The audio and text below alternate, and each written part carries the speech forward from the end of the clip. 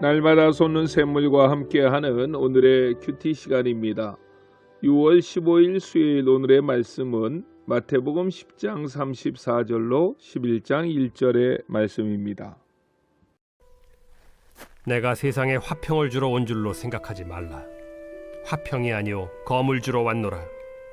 내가 온 것은 사람이 그 아버지와 딸이 어머니와 며느리가 시어머니와 불화하게 하려 함이니 사람의 원수가 자기 집안 식구리라. 아버지나 어머니를 나보다 더 사랑하는 자는 내게 합당하지 아니하고 아들이나 딸을 나보다 더 사랑하는 자도 내게 합당하지 아니하며 또 자기 십자가를 지고 나를 따르지 않는 자도 내게 합당하지 아니하니라. 자기 목숨을 얻는 자는 잃을 것이요 나를 위하여 자기 목숨을 잃는 자는 얻으리라. 너희를 영접하는 자는 나를 영접하는 것이요 나를 영접하는 자는 나를 보내신 이를 영접하는 것이니라. 선지자의 이름으로 선지자를 영접하는 자는 선지자의 상을 받을 것이요 의인의 이름으로 의인을 영접하는 자는 의인의 상을 받을 것이요 또 누구든지 제자의 이름으로 이 작은 자 중 하나에게 냉수 한 그릇이라도 주는 자는 내가 진실로 너희에게 이르노니 그 사람이 결단코 상을 잃지 아니하리라. 예수께서 12제자에게 명하기를 마치시고 이에 그들의 여러 동네에서 가르치시며 전도하시려고 거기를 떠나가시니라. 새로운 아침입니다. 여호와 칸나. 하나님은 모든 것을 다해서 사랑해 주시는 분이십니다. 오늘 본문은 우리에게 큰 혼동을 일으킬 수 있는 내용입니다. 우리는 예수님을 평화의 왕이라고 생각합니다. 그런데 오늘 본문에는 예수님께서 오신 목적이 화평이 아니라 검을 주러 오셨다고 하셨습니다. 이사야 9장 6절로 8절이나 스가랴서 9장 9절로 10절을 보면 구약 선지자들이 예수님의 초림을 예언할 때 초림하시는 예수님은 평강의 왕이라고 예언했습니다. 그분이 오심으로 에브라임의 병거와 예루살렘의 말과 전쟁하는 활도 끊길 것이라고 했습니다. 이것이 구약 성경이 말씀하신 예수님에 대한 예언입니다. 이러한 흐름은 신약도 마찬가지입니다. 누가복음 2장 14절에 보면 예수님이 탄생하셨을 때 천군 천사들이 하늘에서 찬송합니다. 지극히 높은 곳에서는 하나님께 영광이요 땅에서는 기뻐하심을 입은 사람들 중에 평화로다. 아멘. 그런데 오늘 본문 내용은 이런 흐름과는 정반대의 말씀인 듯이 보여집니다. 더욱이 우리를 당황하게 하는 것은 본문은 예수님에 관하여 제자들이 한 말이 아니라는 것입니다. 예수님께서 직접 하신 말씀입니다. 오늘 본문을 어떻게 성경의 큰 흐름과 대치되지 아니하게 잘 설명해낼 수 있을까요? 먼저 우리가 생각해 볼 것은 본문 35절로 36절의 말씀입니다. 내가 온 것은 사람이 그 아버지와 딸이 어머니와 며느리가 시어머니와 불화하게 하려 함이니 사람의 원수가 자기 집안 식구리라. 아멘. 이 말씀은 예수님이 가장 먼저 하신 말씀이 아닙니다. 이 말씀은 예수님께서 구약의 어느 성경을 인용하신 것입니다. 성경 어디일까요? 미가서 7장 5절로 6절의 말씀입니다. 너희는 이웃을 믿지 말며 친구를 의지하지 말며 내 품에 놓은 여인에게라도 내 입의 문을 지킬지어다. 아들이 아버지를 멸시하며 딸이 어머니를 대적하며 며느리가 시어머니를 대적하리니 사람의 원수가 곧 자기 집안 사람이리로다. 아멘.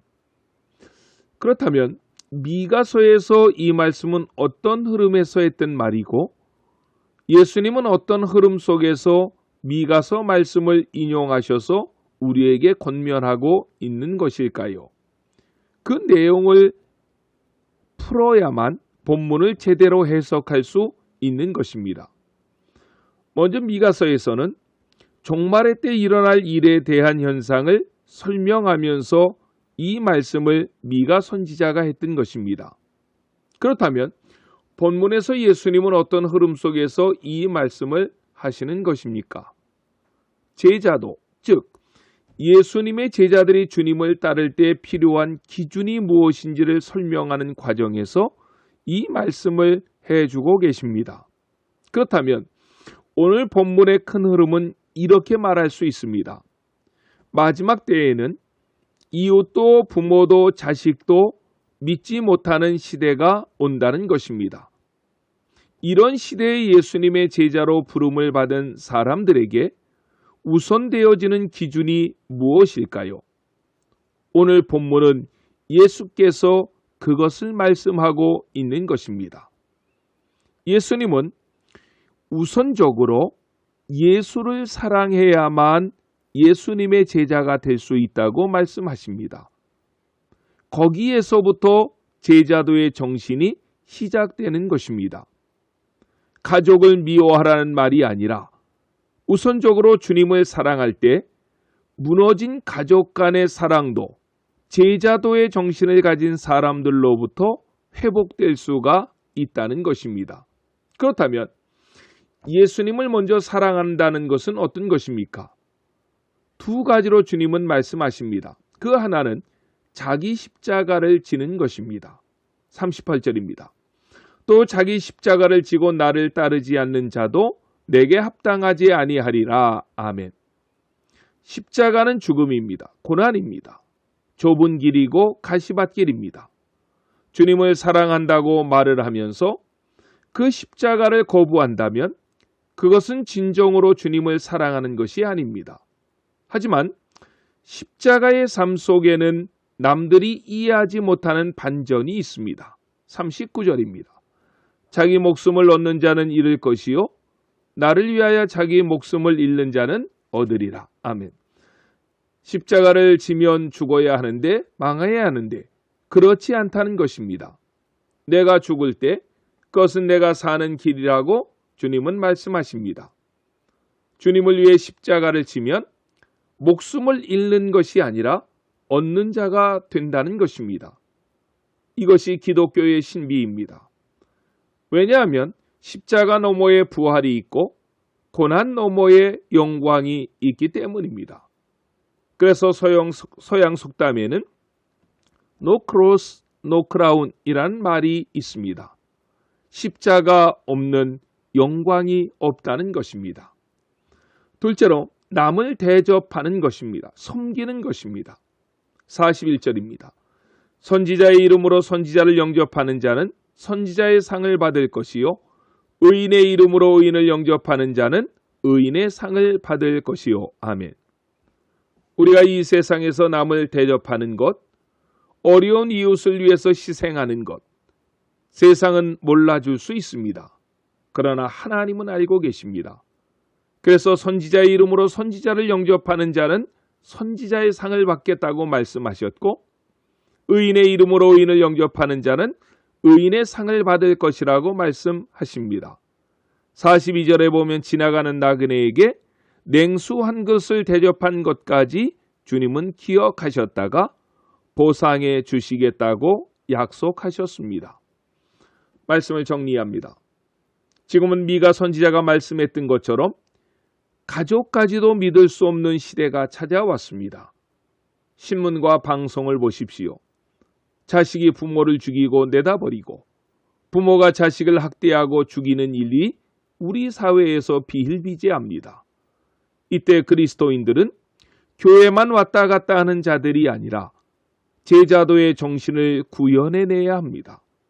그런 의미에서 오늘 본문은 매우 소중한 것입니다. 주님만 온전히 사랑하는 마음으로 내게 주어진 십자가 지고 더욱 이웃들을 위해서 희생하고 섬기고 대접하는 삶으로 부패한 세상, 어두운 세상에 그 세상의 소금으로 빛으로 오늘도 살아가시는 우리 안천의 성도님들이 되시기를 주 예수님의 이름으로 간절히 축원합니다. 아멘. 주기도문으로 예배를 마치고 오늘도 주신 말씀 붙잡고 하나님 앞에 간절히 기도하시겠습니다. 하늘에 계신 우리 아버지, 아버지의 이름을 거룩하게 하시며 아버지의 나라가 오게 하시며 아버지의 뜻이 하늘에서와 같이 땅에서도 이루어지게 하소서. 오늘 우리에게 일용할 양식을 주시고 우리가 우리에게 잘못한 사람을 용서하여 준 것 같이 우리 죄를 용서하여 주시고 우리를 시험에 빠지지 않게 하시고 악에서 구하소서. 나라와 권능과 영광이 영원히 아버지의 것입니다. 아멘.